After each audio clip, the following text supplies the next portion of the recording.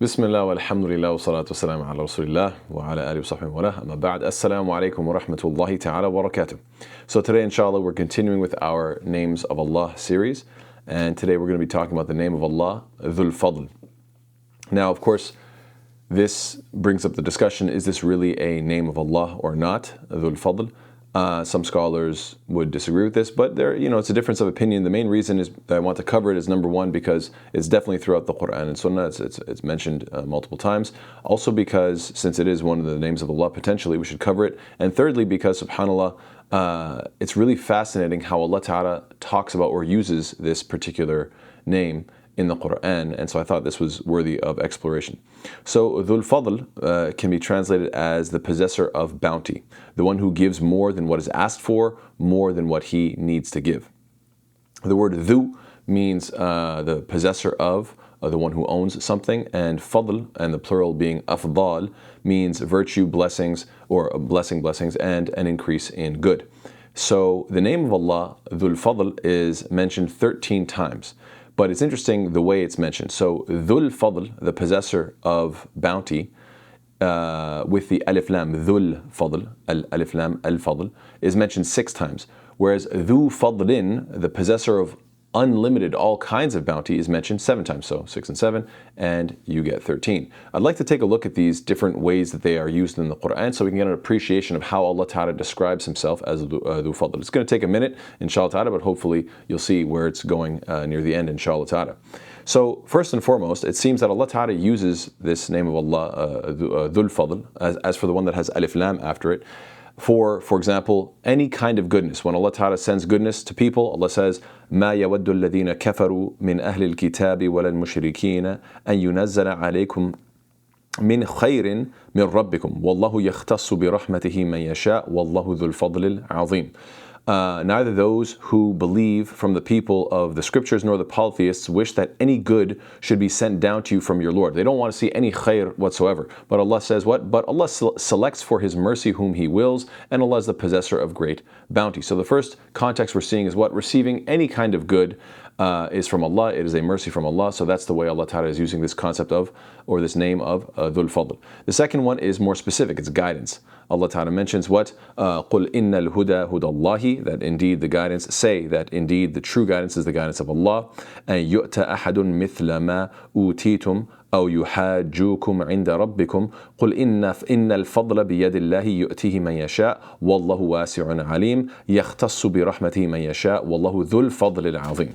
So Allah says what? Do you fear lest someone be given knowledge like you were given, or that they would be thereby they would thereby argue with you before your Lord? Say, indeed all bounty is in the hand of Allah. He grants it to whom He wills, and Allah is all-encompassing and wise, and He selects for His mercy whom He wills, because He is the possessor of great bounty. So in these 2 ayat in Surah Al Imran, ayat 73 and 74, Allah Ta'ala is describing what? Specifically giving guidance. So we have all kinds of good, more specific guidance. What else? Clarity and forgiveness. Allah says, يَا أَيُّهَا الَّذِينَ آمَنُوا إِن تَتَّقُوا اللَّهَ يَجْعَلْ لَكُمْ فُرْقَانًا وَيُكَفِّرْ عَنْكُمْ سَيِّئَاتِكُمْ وَيَغْفِرْ لَكُمْ وَاللَّهُ ذُو الْفَضْلِ الْعَظِيمِ. So here, now we're seeing this manifestation of the name of Allah, Dul-Faadil, is being manifested with what? With being granted criterion, meaning you have clarity in life. You know right from wrong, good from bad. You know whether to go left or to go right. Whatever decision you have to make, Allah Ta'ala blesses you with that. And also removing your, expiation of your sins and forgiving you. And these are all manifestations of Allah being Dul-Faadil. Number 4 is paradise. Allah Ta'ala describes سَابِقُوا إِلَى مَغْفِرَةٍ مِّن رَبِّكُمْ, that you need to race towards the forgiveness of your Lord, and a garden whose width is like the width of the heavens and the earth, prepared for the believers, those who believe in Allah and His messengers. And then Allah says what? ذَلِكَ فَضْلُ اللَّهِ يُؤْتِيهِ مَن يَشَاءُ وَاللَّهُ ذُو الْفَضْلِ الْعَظِيمِ. That is the bounty of Allah which He gives to whom He wills, and Allah is the possessor of great bounty. So paradise, of course, is a manifestation of Allah Ta'ala being what? Dul-Faadil. Number 5 is mercy and a light to live by, and again, forgiveness. These are all blessings. Allah says, يُؤْتِكُمْ كِفْلَيْنِ مِنْ رَحْمَتِهِ وَيَجْعَلْ لَكُمْ نُورًا تَمْشُونَ بِهِ وَيَغْفِرْ لَكُمْ وَاللَّهُ غَفُورٌ رَحِيمٌ لِأَلَّا يَعْلَمَ أَهْلُ الْكِتَابِ أَلَّا يَقْدِرُونَ عَلَى شَيْءٍ مِنْ فَضْلِ اللَّهِ وَأَنَّ الْفَضْلَ بِيَدِ اللَّهِ يُؤْتِهِ مَنْ يَشَاءُ وَاللَّهُ ذُو الْفَضْلِ الْعَظِيمِ. That Allah Ta'ala says, "O you have believed, fear Allah and believe in His Messenger, then He will then give you a double portion of His mercy and make for you a light by which you walk you will walk, and He will forgive you. And Allah is forgiving and merciful. So He's going to give you this light. You'll be guided. You'll have forgiveness. He'll give you a double portion of reward. This is so that the people of the Scripture may know that they are not able to obtain anything from the bounty of Allah, and that all bounty is in the hands of Allah. He gives it to whom He wills, and Allah is the possessor of great bounty. So again, this concept of light, forgiveness, these are all concepts. And then in addition to this, you have the use of this name of Allah, Dul-Faadil, when it comes to future converts, watching the ummah grow in the future. Allah Ta'ala says what? وَآخَرِينَ منهم لما يلحقوا بهم وهو العزيز الحكيم ذلك فضل الله يؤتيه من يشاء والله ذو الفضل العظيم. That, and to others of them who have not yet joined them, and He is the exalted in might and wise. Allah Ta'ala is describing that there are certain people coming that will join the ummah, that will convert and embrace Islam, and then Allah says that is the bounty of Allah, which He gives to whom He wills, and Allah is the possessor of great bounty. So what is the summary of these 6 regarding this name of Allah, Dhul-Fadl, with the Alif Lam? That Allah Ta'ala is the one who possesses such great bounty that He can give goodness to whoever He wills. He can guide and give clarity and walk with light to whoever He wills. He can forgive and give mercy to whoever He wills. And He can give paradise to whoever He wills. And He will always make sure that this ummah keeps growing. And that is, again, a manifestation of His great bounty. So these 5 points, you could say, or if you summarize them as these 5, goodness as 1, 2 is guidance, clarity, and a light to walk with. Number 3 is forgiveness and mercy. Number 4 is paradise, and number 5 is this growth of the ummah. You could summarize these with regards to the context of Dhul Fadl. Then I really find this fascinating. We go to Dhu Fadlin, which is without the Alif Lam, so there is no limitation here. This is the one who possesses all kinds of unlimited bounty, completely unrestricted. So you could say it's a stronger name of Allah subhanahu wa ta'ala. It's the same one, but used in a way that gives more emphasis. So what are the contexts in which it comes about? And I want you to take a second to think about this and ask yourself, well, what would seem reasonable to me? If Allah already mentioned paradise, Allah already mentioned forgiveness, and Allah already mentioned guidance, Allah already mentioned goodness in general. So it seems that, all these different contexts, I don't know what's left. What new context is going to arise? So let's take a look. SubhanAllah, something that I definitely wasn't expecting when I was researching this, and I think the audience, inshallah ta'ala, will be surprised as well if you don't already know this. Allah Ta'ala talks about in Surah Baqarah, ayah number 243, restoring life to the dead as a blessing, specifically so that people do not fear what? Do not fear warfare. ألم تر إلى الذين خرجوا من ديارهم وهم ألوف حذر الموت فقال لهم الله موتوا ثم أحياهم إن الله لذو فضل على الناس ولكن أكثر الناس لا يشكرون. So Allah is described as what? لذو فضل, right? So here it says what? Have you not considered those who left their homes in many thousands fearing death? Allah said to them, die, and then He restored them to life. And Allah is full of bounty to the people, but most of the people do not show gratitude. So the specific context is what? The context is, don't be afraid of death. Don't run away thinking that you'll save yourself from death, because Allah Ta'ala will take your life whenever He wills. And therefore, you should not fear, You should not fear warfare, because you could die at any time. So subhanAllah, that's number 1. Let's go on to number 2. Number 2 is the blessing of righteous warfare. Allah says what? ولولا دفع الله الناس بعضهم ببعض لفسدت الأرض ولكن الله ذو فضل على العالمين. Allah says, and if it were not for Allah checking some people by means of others, the earth would have been corrupted, but Allah is full of bounty to all of the worlds. And so this ayah is describing what? That all sorts of corruption and evil and fasad would be upon the earth had it not been for warriors who would fight and stop the evildoers. And this again is a reason to bring up what? The name of Allah, Dhu Fadlin, the one who has unlimited bounty. So now you have 2 contexts regarding warfare, which seems, again, something that you might not expect. What about number 3?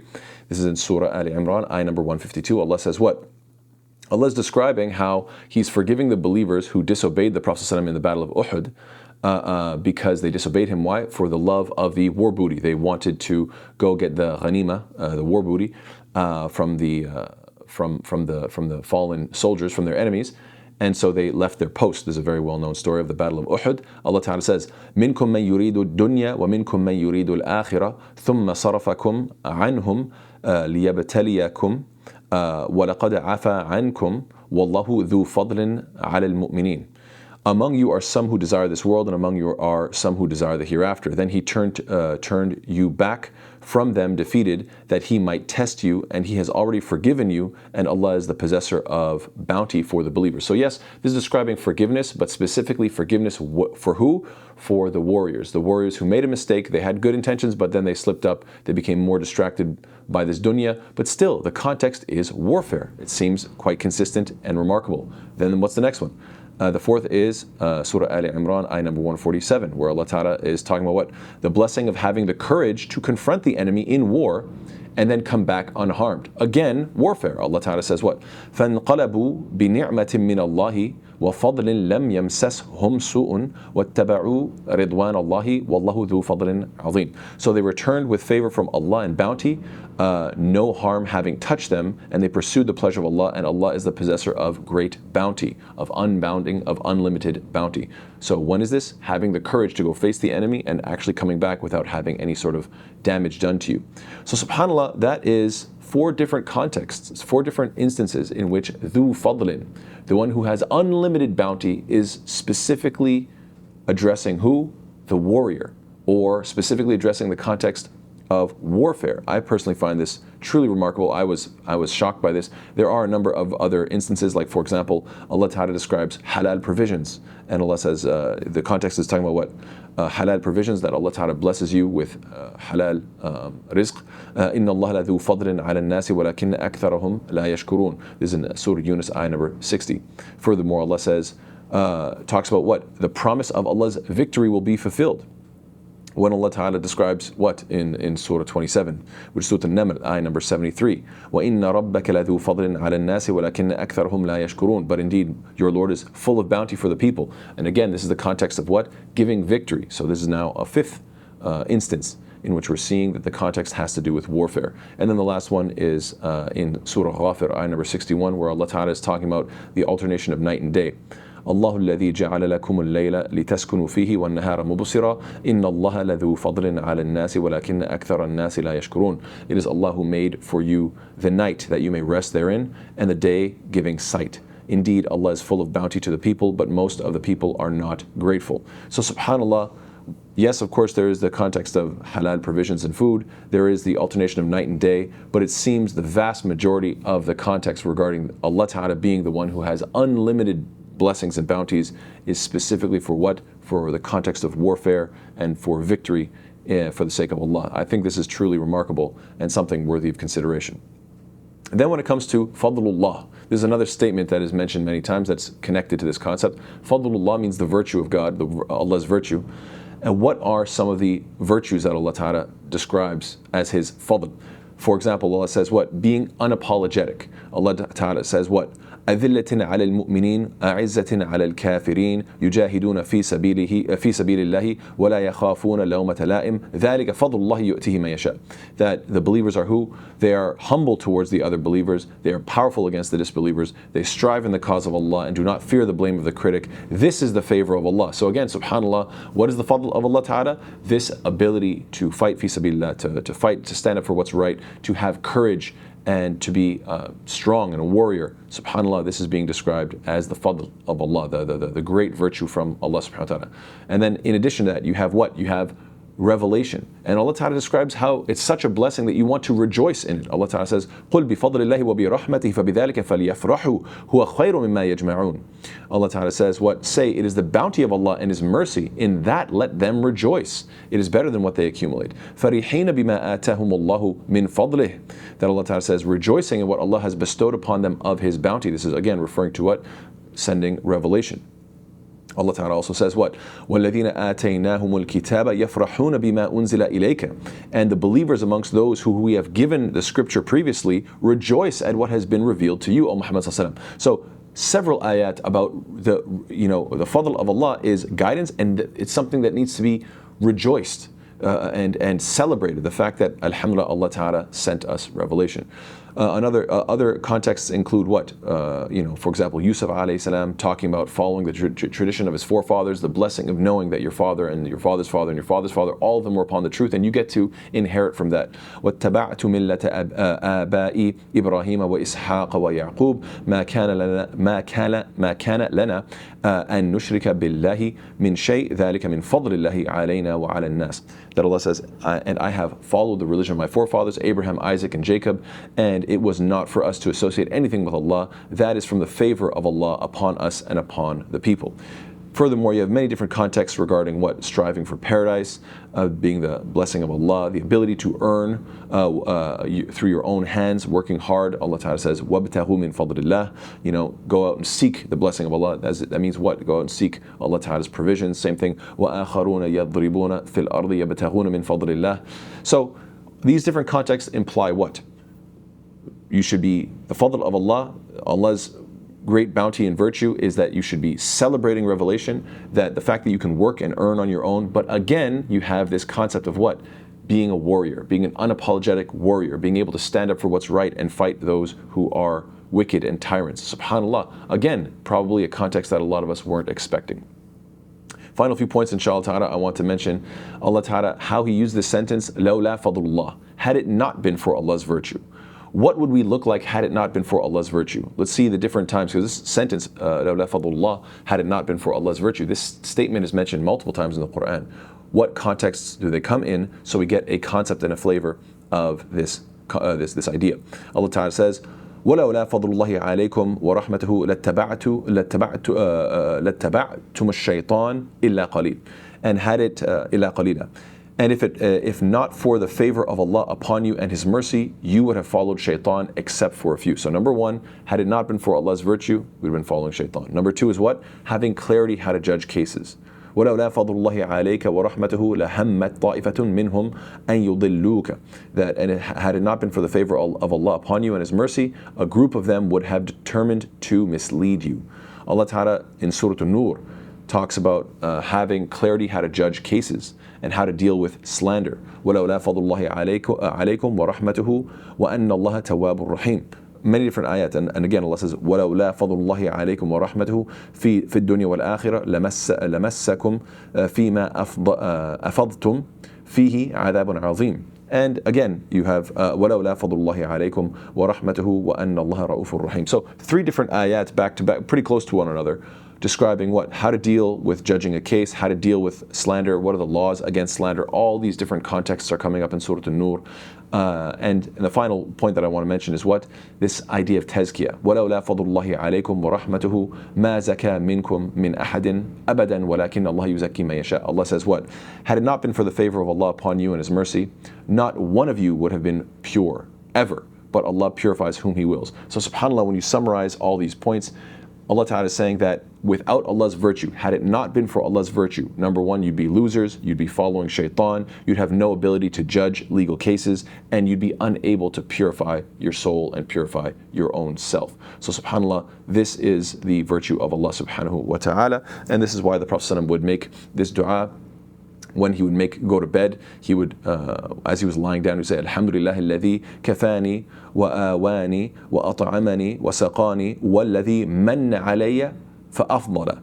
That all praise due to Allah, who has given me sufficiency, given me enough, has guarded me, has given me food, given me drink, and been most gracious to me. He has given me His fadl. So how do we apply this name of Allah to ourselves as believers? Well, we should be grateful for Allah's blessings. We should be rejoicing Allah's guidance. We should be passing on those blessings to those in need. But subhanAllah, it seems the primary focus is what? To be brave. To be brave and to be able to face tyranny and evil head on. And may Allah Ta'ala make us of those who stand up for what is just. And may Allah Ta'ala give us bravery. Ameen ya Rabbil Alameen. Jazakallah khair. Wassalamu alaikum wa rahmatullahi wa barakatuh.